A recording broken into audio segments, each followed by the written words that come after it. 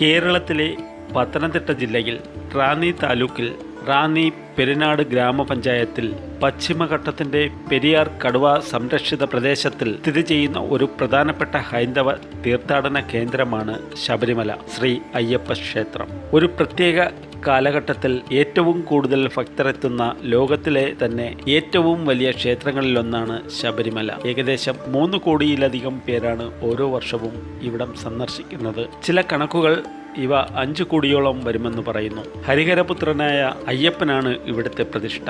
അടുത്ത് പ്രത്യേകം ക്ഷേത്രത്തിൽ മാളികപ്പുറത്തമ്മ എന്നു പേരുള്ള ശക്തിസ്വരൂപിണിയായ ഒരു ഭഗവതി സങ്കല്പവും തുല്യ പ്രാധാന്യത്തിൽ കുടികൊള്ളുന്നു. ഉപദേവകളായി ആദിമൂല ഗണപതി, മഹാദേവൻ, വാവർ സ്വാമി, വലിയ കടുത്ത സ്വാമി, കൊച്ചു കടുത്ത സ്വാമി, കറുപ്പ് സ്വാമി, നവഗ്രഹങ്ങൾ, നാഗദൈവങ്ങൾ എന്നിവർക്കും പ്രത്യേകം സന്നിധികളുണ്ട്. വേദവാക്യങ്ങളിൽ ഏറ്റവും കൂടുതൽ പ്രചാരമുള്ള തത്വമസി എന്ന വാക്യം ഈ ക്ഷേത്രത്തിന് മുൻപിലായി വലിയ അക്ഷരത്തിൽ എഴുതി വച്ചിട്ടുണ്ട്. തത്വമസി എന്നാൽ അത് നീയാകുന്നു എന്നാണ് അർത്ഥം. സമുദ്രനിരപ്പിൽ നിന്നും ഏകദേശം 1260 മീറ്റർ ഉയരത്തിൽ 18 മലകൾക്ക് നടുവിലാണ് ശബരിമല ക്ഷേത്രം സ്ഥിതി ചെയ്യുന്നത്. പഞ്ചലോഹത്തിൽ പൊതിഞ്ഞ 18 കരിങ്കൽ പടികളോടുകൂടിയ ക്ഷേത്രവും അതിനു മുകളിലുള്ള സ്വർണം പൊതിഞ്ഞ 2 ചതുര ശ്രീകോവിലുകളുമാണ് ശബരിമലയിലുള്ളത്. കേരളത്തിലെ ഏറ്റവും വലിയ 3ാമത്തെ നദിയായ പമ്പാ നദിയുടെ ഉത്ഭവം ശബരിമലയ്ക്ക് അടുത്തു നിന്നാണ്. ക്ഷേത്രത്തിൽ നിന്ന് ഏകദേശം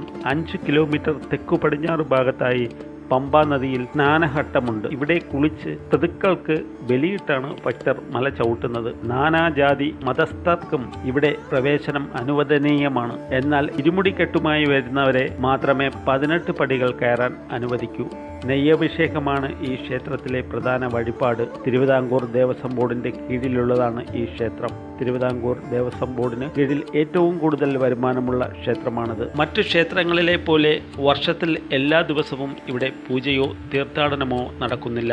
നവംബർ, ഡിസംബർ മാസങ്ങളിൽ വൃശ്ചികം 1 മുതൽ ധനു 11 വരെ നീളുന്നതും മണ്ഡലകാലം എന്നറിയപ്പെടുന്നതുമായ 41 ദിവസങ്ങളാണ് ശബരിമലയിലെ പ്രധാന തീർത്ഥാടന കാലയളവ്. ഇതിനു പുറമെ എല്ലാ മലയാള മാസങ്ങളിലെയും ആദ്യത്തെ 5 ദിവസങ്ങളിലും ഇവിടെ ദർശനം അനുവദിക്കുന്നു.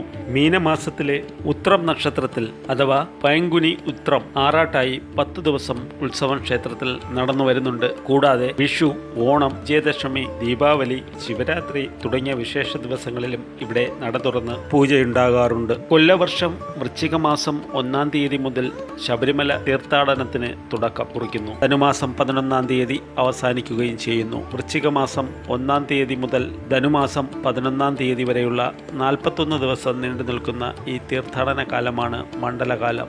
ഡിസംബർ, ജനുവരി മാസങ്ങളിലായിട്ടാണ് ഈ കാലം. ശബരിമല യാത്രയ്ക്ക് മുൻപ് തീർത്ഥാടകർ 41 ദിവസത്തെ വ്രതം അനുഷ്ഠിക്കുന്നു. ഇതിന് മുന്നോടിയായി അവർ അടുത്തുള്ള ക്ഷേത്രത്തിൽ ദർശനം നടത്തി തുളസിമുത്തുകൾ കൊണ്ടോ രുദ്രാക്ഷം കൊണ്ടോ ഉണ്ടാക്കിയ ഒരു മുദ്രമാല ധരിക്കുന്നു. ഇതിനെ തുടർന്ന് ഇവർ അയ്യപ്പൻ അഥവാ സ്വാമി എന്നറിയപ്പെടുന്നു. സ്ത്രീകൾ ആണെങ്കിൽ മാളികപ്പുറത്തമ്മ എന്ന് വിളിക്കുന്നു. ശേഷം മത്സ്യമാംസാദികൾ, മദ്യം, പുകയില, ലൈംഗിക ബന്ധം തുടങ്ങിയവയും ദുഷ്ടചിന്തകളും ഉപേക്ഷിച്ച് ബ്രഹ്മചര്യം സ്വീകരിക്കുന്നു. തുടർന്ന് 41-ാമത്തെ ദിവസം ഗുരുസ്വാമിയുടെ നേതൃത്വത്തിൽ കെട്ടുനിറച്ച് ശബരിമലയിലേക്ക് യാത്രയാകുന്നു. വാഹന ഗതാഗതം പമ്പ വരെ മാത്രമേ ഉള്ളൂ. പമ്പാ നദിയിൽ കുളിച്ച് മരിച്ചുപോയവരുടെ പിതൃക്കൾക്ക് ബലിയിട്ട ശേഷം പമ്പാ നദിയിലെ ഗണപതി ക്ഷേത്രത്തിൽ നാളികേരം ഉടച്ച ശേഷമാണ് മലകയറ്റം ആരംഭിക്കുന്നത്. അതിനുശേഷം തീർത്ഥാടകർ കാൽനടയായാണ് ക്ഷേത്രത്തിലേക്ക് എത്തുന്നത്.